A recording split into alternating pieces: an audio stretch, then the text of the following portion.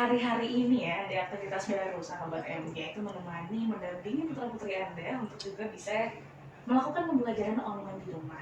Betul atau betul ya? Ada yang sudah mulai mungkin ada pusing karena sambil mikirin kerjaan juga yang dilakukan di rumah atau juga mengurus hal-hal lain yang ternyata emang jadi bebannya bertambah ya. Nah, di kesempatan pagi hari ini kita juga akan langsung berbincang nih ya tentang bagaimana sih sebenarnya kebijakan sekolah dalam penanganan COVID-19. Anak-anak usia sekolah dasar kan ternyata juga terdampak begitu ya, karena sekolahnya juga beberapa masih banyak yang belum melakukan pembelajaran tatap muka. Tapi seperti apa, kita di kesempatan pagi hari ini akan bersama ini ada Ustadz Eko Yulianto SPD ini ya, Waka Kurikulum dan juga Guru PAI di SDIT Lukman Al-Hakim yang sudah hadir di studio MKFM Jogja dan siap menyapa Anda pagi hari ini. Kita sapa. Assalamualaikum warahmatullahi wabarakatuh, Ustadz Eko. Waalaikumsalam warahmatullahi wabarakatuh. Alhamdulillah, Ustadz kabar sehat ini Ustadz? Ya, alhamdulillah, khair, sehat. Alhamdulillah. Nah ini tentunya kita juga harus tanya nih ke sahabat MK ini sudah sehatkah mentalnya, karena hari-hari ini mungkin sangat padat Ustadz, terlebih juga mendampingi putra-putrinya di rumah Ustadz. Nah. Ya bagaimana lagi, ini sudah kewajiban juga bagi kami secara petugasan dan amanah sebagai orang tua ya. Bismillah kita jalani dengan niat lillahi ta'ala juga. Masya Allah, itu orang tuanya, belum lagi guru-gurunya Ustadz ya. Nah ini kita kalau ngobrol asik juga nih kalau kita lihat gimana sih sebenarnya kalau dari sisi orang tua, sisi anak-anak kan mungkin kita sudah sering mendengar nih bagaimana sebenarnya rumitnya tapi asiknya juga ada karena waktu bersama dengan orang tua jadi lebih banyak. Kalau dari sisi sekolahnya nih, dari sisi guru-gurunya seperti apa sih Ustadz di tengah pembelajaran yang harus seperti ini dengan jarak jauh? Ustadz Eka, silakan. Terima kasih atas waktu dan kesempatan yang diberikan. Kami dari sekolah mengucapkan jazakumullah khairan katsira atas kesempatan dan silaturahim ini. Mudah-mudahan kita doakan media MK FM ini tetap eksis ya. Perkenalkan, saya Ustadz Eko Yulianto, diamanai sebagai Wakakurikulum di SDIT Lukman Al-Hakim, dan alhamdulillah pada hari ini bisa bersilaturahim. Baik, pertanyaan pertama yang tadi disampaikan oleh Aulia Ustaz. Aulia ya, Pak.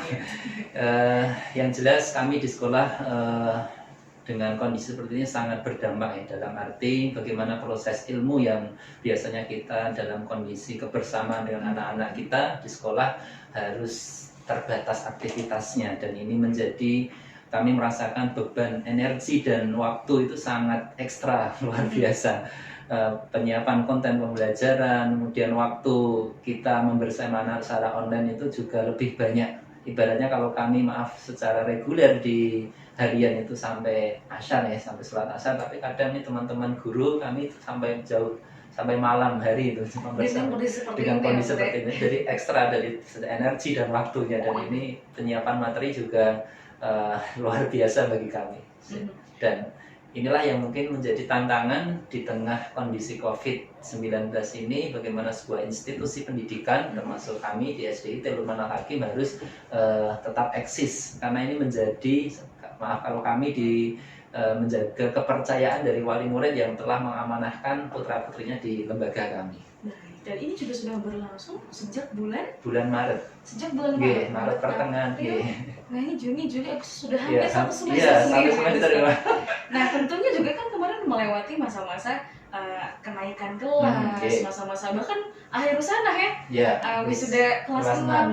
Nah ini banyak banget ya sahabat MK, momen-momen bersejarah bagi lembaga, institusi, sekolah begitu ya Ustaz ya. Dan juga bagi anak-anak juga seperti apa nih sahabat MK. Setelah ini kita akan berbincang lebih jauh Ustaz. Namun kita akan terlebih dahulu untuk menyimak informasi dari relasi kami berikut ini untuk Anda sahabat MK yang akan bergabung dengan perbincangan di kesempatan pagi hari ini. Bersama dengan SDIT Lukman Al-Hakim, Anda dapat bergabung di 0815786923 di WhatsApp kami, atau Anda juga langsung mau meninggalkan pertanyaan dan juga komentar bagi Anda yang menyimak di Instagram Live, Facebook Live, atau juga YouTube. Anda bisa menaruh langsung ya pertanyaan Anda untuk bisa bergabung dengan perbincangan kami Inspirasi Niaga di pagi hari ini. 18 menit sahabat MQ lepas dari jam 9 pagi. Dan untuk Anda yang masih menyimak ya, kali ini ada di program Inspirasi Niaga bersama dengan SDIT Lukman Al-Hakim. Kalau berbicara tentang tahun ajaran baru yang memang baru dimulai beberapa hari ini, tentunya dengan kondisi yang masih di tengah pandemi seperti ini, sekolah juga tentunya banyak melakukan inovasi, penyesuaian. Begitu juga dengan kurikulum khususnya Ustadz ya. Seperti apa Ustadz kalau di SDIT Lukman Al-Hakim? Sahabat MG yang dirahmati Allah, SDIT Lukman Al-Hakim untuk kami yang dengan istilah SLUHA yang kepanjangan dari SDIT Lukman Al-Hakim, kita juga berangkat dari evaluasi dari tahun lalu karena sejak Maret sampai akhir tahun pelajaran kita juga sudah daring saat itu, sehingga kita dari yayasan juga diminta untuk mengevaluasi dan memberikan rekomendasi karena kita sekali lagi kepercayaan wali murid ini benar-benar kita jaga dalam proses pembelajaran. Nah, kami di SDIT Lukman Al-Hakim yang pertama membuat kebijakan ada kaitannya dengan kurikulum karena tidak mungkin kurikulum yang secara reguler itu diajarkan dalam kondisi seperti ini. Dan secara khusus kemarin ketika kita mengundang Pak Rahmat dari dinas itu bahwa capaian kurikulum itu 60% maksimal. Jadi ya 60%. Nah, dari situ kita kemudian memetakan KD-KD esensi di tiap mapelnya, muatan mapelnya, sehingga dengan rentang waktu yang masih BDR ini kita tahu targetnya. Kemudian yang kedua kita mengubah struktur kurikulum yang awalnya mungkin bisa maksimal kita sederhanakan. Misalkan jam Quran yang selama ini 8-10 kita ambil 50%. 4 JPR sepekannya. Kemudian yang ketiga kita juga memberlakukan jam pembelajaran secara khusus, artinya sekolah menetapkan jam 7.15 sampai zuhur itu sebagai waktu untuk belajar di tengah kesibukan orang tua, tapi sekolah menetapkan ini bagian dari biar keseragaman waktu, sehingga meskipun target ketuntasan kurikulum kita punya standar waktu juga untuk pembelajaran, sehingga tiap hari itu anak-anak rata-rata mendapatkan 2-3 mapel saja di tiap harinya. Kemudian kita juga membentuk tim IT karena bagaimanapun kondisi pandemi ini IT ini sangat berperan besar bagi penyampaian materi. Nah, kita secara internal juga meningkatkan upgrade diri kaitannya dengan IT. Nah, ini beberapa training, pembekalan, kemudian yang mengarah bagaimana konten pembelajaran itu kita sampaikan dalam bentuk yang menarik, karena kondisi anak tidak tetap muka itu sangat kita merasakan betul ikatan emosi itu kurang memang. Ada tapi sangat kurang. Nah, inilah yang membuat kami membuat program training ke IT-an. Kemudian dari yayasan juga alhamdulillah ada respon baik bahwa seluruh sekolah di KIM itu menggunakan LMS, Learning Management System, yang ini harus diikuti oleh di setiap unit sehingga anak seperti presensi kehadiran, jadi login di sistem itu sehingga kita pantau keterlibatan anak, meskipun ya juga masih ada kendala-kendala yang sifatnya non teknis juga. Nah, itu beberapa kebijakan yang kami ambil dan ini sedang kita kawal, dan sampai hari ini sudah memasuki pekan ke-6 ini. Jadi pekan ke-6 sejak Juli per 13 masuk itu sudah kita mulai ta'aruf, kenalan, MOS, kemudian pemberian materi, dan sampai hari ini sudah penilaian harian juga sudah kita lakukan di tengah ini. Tentunya ini memang banyak sekali penyesuaian. Kalau kita ingat ya Ustadz, sebelum pandemi misalkan ketika sudah ramai kita memperbincangkan 4.0 untuk sekolah, untuk apa? Era industri ya. Sekarang ini kita benar-benar dihadapkan dengan kondisinya Ustadz ya. Betul. Baik, tadi juga menarik ini Ustadz Eko ya, sahabat MG, ada bagian ternyata ada salah satu tantangan ketika mendidik anak-anak. Posisinya kita memang dipisahkan oleh jarak. Mungkin kita pakai teknologi high tech, tapi kita high touch-nya belum tentu ya. Kita jarang bisa berinteraksi langsung dengan anak-anak. Itu seperti apa sih Ustadz kalau misalkan untuk mengantisipasi ataupun hal apa yang menjadi pengganti ketika kita tidak bisa berinteraksi langsung dengan anak-anak? Ada strategi atau tipsnya Ustadz? Inilah yang dibutuhkan oleh seorang guru, termasuk kami di guru SIT Sekolah Islam Terpadu, bagaimana kreativitas guru ini benar-benar diuji.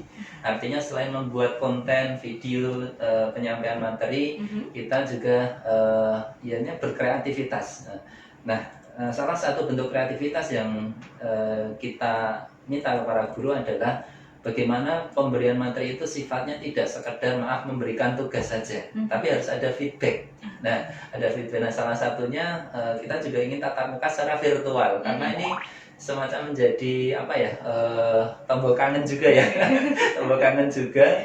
Anak-anak alhamdulillah juga senang ya, meskipun kadang anak-anak mungkin belum tahu secara ini ketika diterangkan mungkin masih ada yang bermain chattingan yang bebas ya, sehingga kita juga nggak bisa mengontrol karena kondisi jarak jauh itu tadi. Tetapi alhamdulillah ini beberapa respon karena dari sekolah memberlakukan ini, kita daring tatap muka virtual dengan bimbingan paling tidak sepekan sebanyak 4 kali. Nah, jadi selain pemberian tugas, kita juga diminta dari sekolah untuk tatap muka secara virtual sebanyak 4 kali. Nah, silakan nanti mapel-mapel mana yang mau mengambil jatahnya itu setiap pekan. Jadi sudah kita buat ketetapan seperti itu. Nah, kemarin sudah. Kemudian yang kedua, ini kaitannya dengan pelayanan juga. Ini belum lama kita lakukan dalam 2 pekan terakhir ini. Kita kemarin juga bentuk pelayanan sampai ke home visit. Ini memang masih menjadi antara yang tidak setuju dan setuju ya. Maka ya maaf yang kita opini atau yang kita prioritaskan yang setuju dulu, karena masih terjadi 2 pendapat.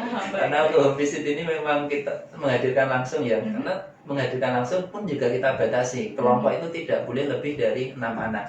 Baik, berarti pembelajaran langsung secara berkumpul di satu tempat, di satu rumah begitu. Sesuai zonasi ataupun kesepakatan dari orang tua. Tapi dengan catatan ada SOP yang benar-benar kita buat seperti ya protokol COVID itu yang utama. Jaga jarak, kemudian pakai masker, kemudian benar-benar dalam kondisi sehat, tidak dinyatakan sebagai OTG, orang dalam pantauan. Nah, itu yang kemarin kita sampaikan. Ini baru berjalan 3 pekan ini. Dan insya Allah nanti ya ini masih menunggu evaluasi bulan Agustus.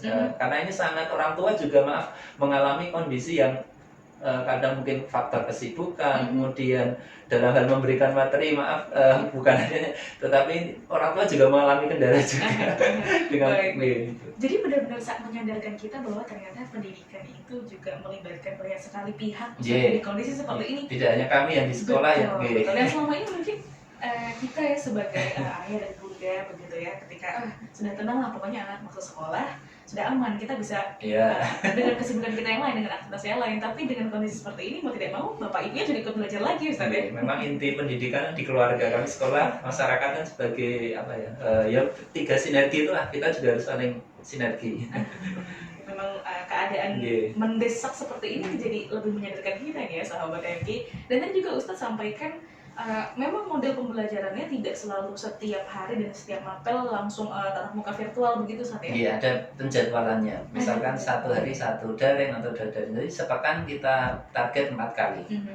Meskipun demikian kadang masih ada kendala, ada anak-anak yang mungkin secara jaringan itu kurang mendukung, kurang support ya, itu jadi permasalahan tersendiri. Baik. Nah, ini kalau kita sudah mulai bicara kendala, bicara tantangan ya, ini nampaknya akan sangat bervariasi lagi sekali Ustaz. Apalagi kalau misalkan kalau Aulia sih Ustaz membayangkannya anak SD kelas 1 dengan anak SD kelas 6 tentunya kalau dihadapkan dengan model pembelajaran seperti ini perlu banyak sekali variasi dan juga perlakuan yang beda yang disesuaikan dengan usia anaknya tentunya Ustaz ya. Nah, setelah ini mungkin kita boleh Ustaz membahas ke sana sembari juga kita akan menyimak nih sahabat MK yang sudah mulai bergabung di 081578600923 ataupun ada yang langsung berkomentar di live Instagram, live Facebook dan juga di live YouTube kami ya sahabat MK. Bagaimana sebenarnya tantangan-tantangan sekolah juga ini ya merespon kondisi anak-anak yang berbeda, apalagi anak SD tentunya ini menjadi suatu hal yang ya tadi guru juga jadi berlipat-lipat ini harus memikirkan media pembelajaran yang tepat Ustaz ya. Betul. Baik, nah kita akan kembali melanjutkan perbincangan kita di segmen ketiga sahabat MK Inspirasi Niaga bersama dengan SDIT Muhammad Hakim.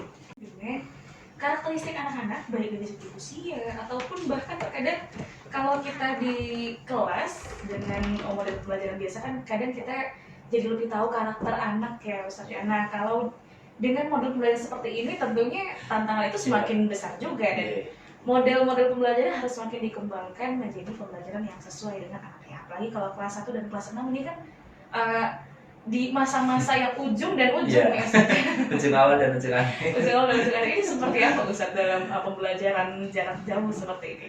Oke, sahabat MG yang dirahmati Allah, memang kondisi anak kaitannya dengan pembelajaran seperti ini sangat terasa kami di pendidik di hal ini sebagai seorang guru terutama di kelas 1 dan kelas 6.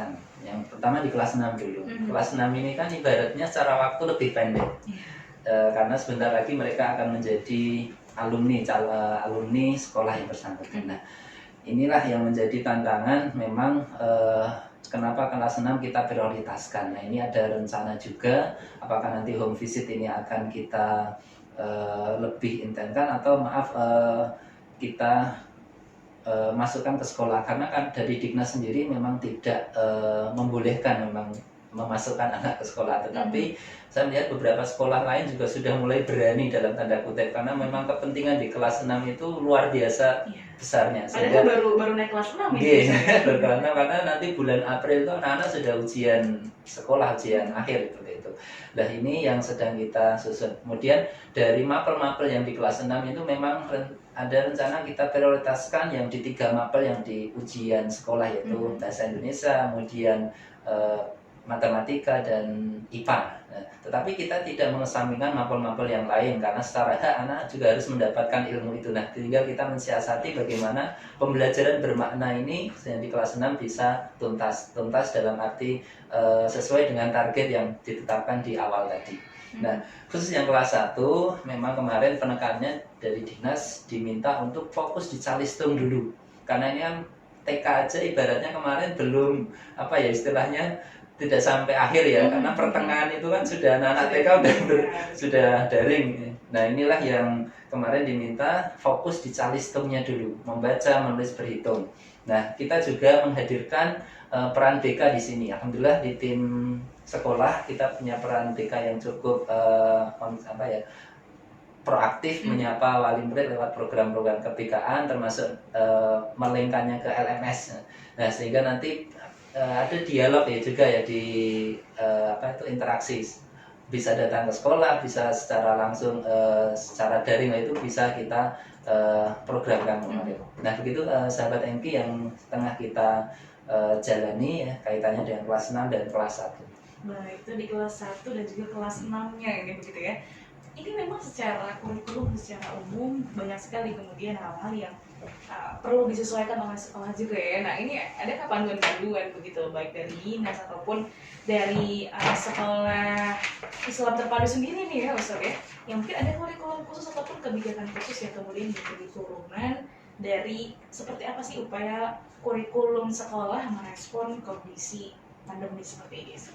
Sahabat MG yang dirahmati Allah, kami karena SD Telu Manal Hakim ini menjadi bagian dari jaringan sekolah Islam terpadu yang secara nasional kita juga bersama-sama menggerakkan pendidikan sebagai ladang jihad, ladang amal kami. Maka kita dalam hal kebijakan juga ada ketentuan untuk mengikuti rekomendasi dari JSIT, Jaringan Sekolah Islam Terpadu. Nah, kaitannya dengan pembelajaran pandemi ini, JSIT sudah membuat panduan pendidikan interaktif berbasis rumah yang disebut dengan PIBER.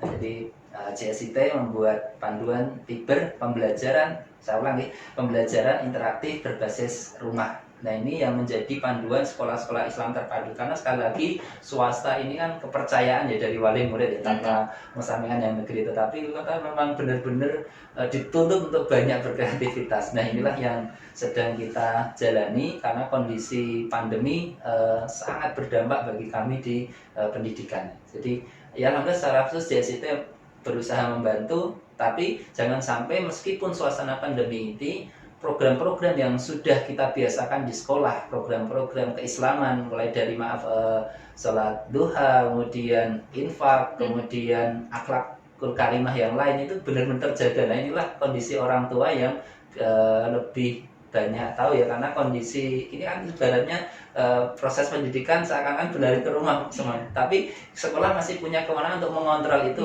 lewat laporan-laporan nanti yang lewat sekolah itu. Baik. Tapi secara khusus memang kebijakan sekolah yang menentukan. Tapi secara umum kita punya panduan dari JSIT. Nah, ada panduan ya. Betul sekali ini kalau misalkan diingat kembali memang biasanya sekolah-sekolah Islam terbaru memang dengan ciri khasnya bagaimana dalam setiap pembelajaran di sekolah itu bukan hanya mentransferkan ilmu pengetahuan, tapi juga tadi mulai dari pembiasaan Islam tentunya Ustaz ya.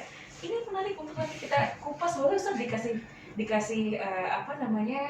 bocoran apa saja sih Ustaz kalau panduan pembelajaran di rumahnya tadi yang dari Cik Siti, ada hal-hal apa sih biasanya yang kemudian dimandatkan ke orang tua begitu Ustaz? Ya, biasanya kami di sekolah menerapkan pengawalan akhlak ya, kaitannya dengan pembiasaan ibadah.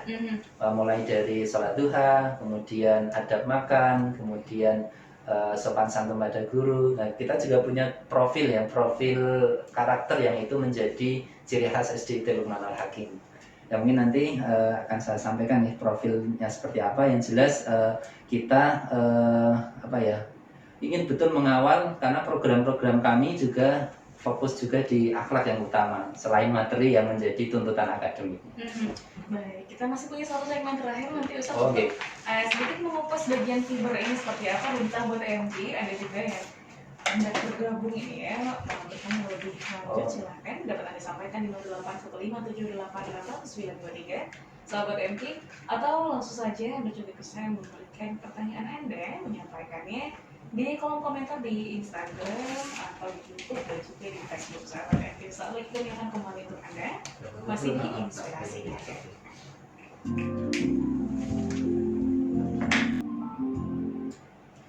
Tantangan pendidikan memang banyak sekali sahabat MG di masa-masa seperti ini. Tentunya tadi kalau kita memaknai pendidikan bukan hanya sekedar proses mentransfer ilmu, tapi juga membentuk karakter ya Ustaz ya, menjadi satu hal yang tentunya juga ada tantangannya. Tadi ini mungkin JSIT dengan tibarnya ini berusaha menjawab tantangan tersebut Ustaz ya. Iya. Nah, karena kami memang diamanai di sekolah Islam, artinya kita memang diminta mengawal karakter anak-anak.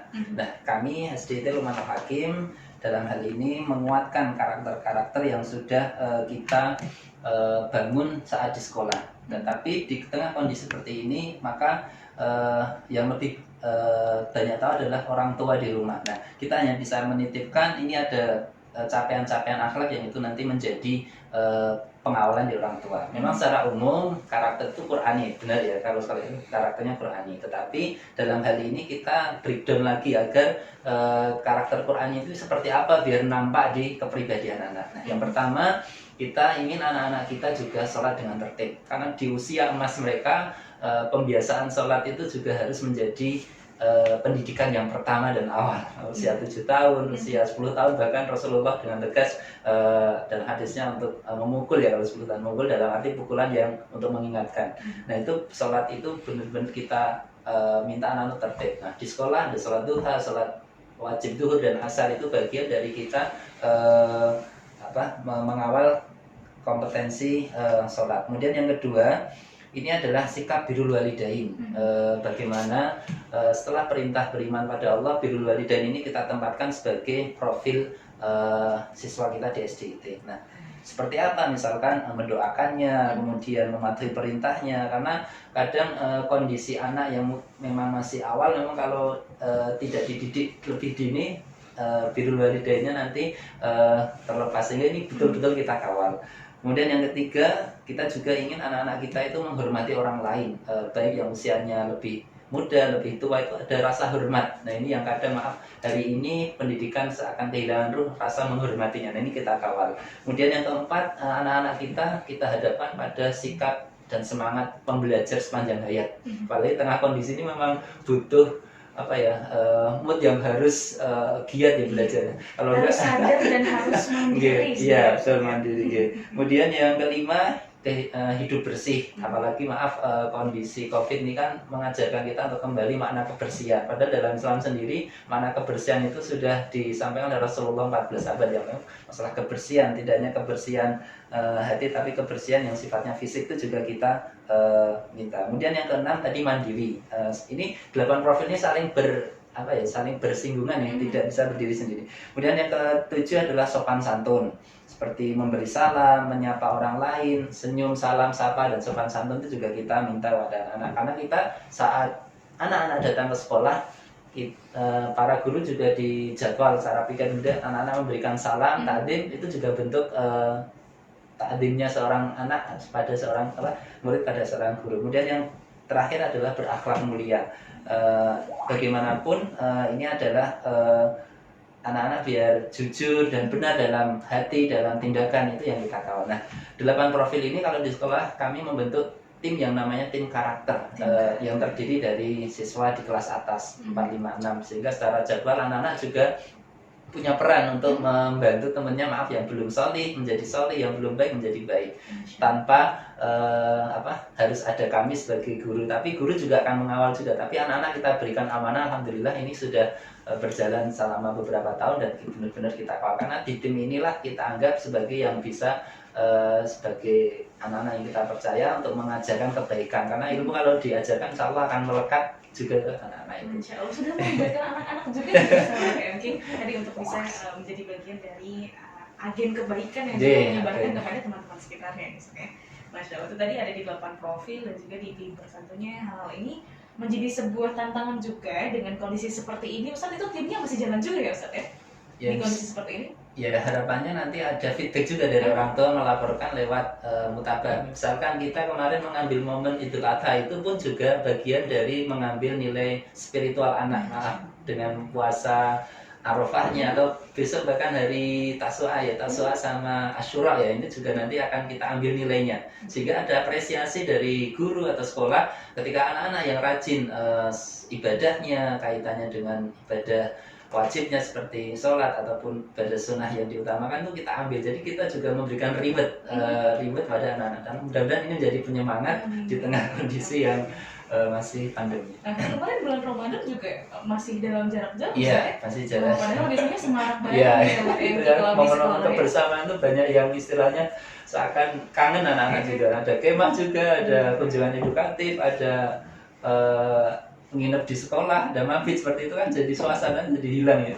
Tapi kita ingin membangun itu lewat program-program yang tadi bisa bermakna, karena pesannya dinas adalah pembelajaran bermakna. Nah, ini kita maknai dengan suasana pembiasaan yang sudah kita kondisikan saat di sekolah. Pembelajaran bermakna bukan hanya untuk anak-anaknya, tentunya juga bermakna untuk orang tua, keluarganya, guru-guru juga ini ya, menjadi suatu ada ikatan juga. Baik, ini menjadi memang suatu kondisi yang tidak mudah, tapi kita bisa menghadapinya bersama ini Ustaz ya, baik dari orang tua, dari anak-anak, dan juga dari pihak sekolah sendiri seperti apa. Baik, karena ini sudah hampir mendekati ujung dari perbincangan kita. Tidak terasa ya Ustaz ya, dan jadi ilmu juga ya. amin, insya Allah. Ada informasi yang kembali disampaikan dari SDT Luqman Hakim, silahkan Ustaz.